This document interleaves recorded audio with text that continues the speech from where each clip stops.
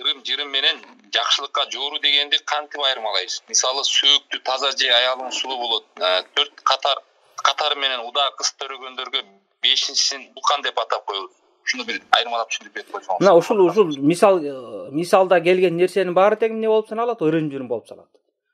Сөөктүү таза мүлжү менен аялдын сулуу болушунун мындай алакасы эмне ал? Эч бир байланыш жок ортосунда.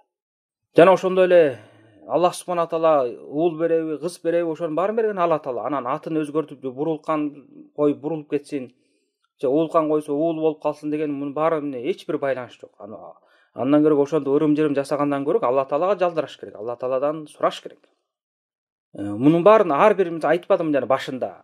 Бул деген ырым-жырым деген ушу далилсиз себептерге, шарият тарабынан далилденбеген бир себептерге байланып калуу ошол ырым-жырым болуп саналат.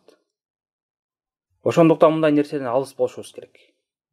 Жакшылыкка жооруу деген ал ошол Алла тааладан сурап, дуа кылып, анан кээ бир адамдар келип, мисалы, бирөөнү айтып коелу, бир эжебиз, бир карындашыбыз бир 4-кызды төрөдү деп коелу. Анан жакшы бир адамдар келип, эми жакшылыкты үмүт кыл, Алла таалам жакшылыкты берет, кийинкисинде эркек төрөп аласың деп айтса, ушуну жакшылыкка жооруу деп айтат да. Иншалла мага элдер жакшы сөз айтып атат, Алла таала мага берет экен деп үмүт кылабы. Ошол себептен пайгамбар ушинтип айткан. Жана Анас ибн Маликтин хадисинде, Бухари келген, Муслим деген хадисте айтып туруп, ла адва ва ла тиярат деп туруп, южибунул фаал деген да.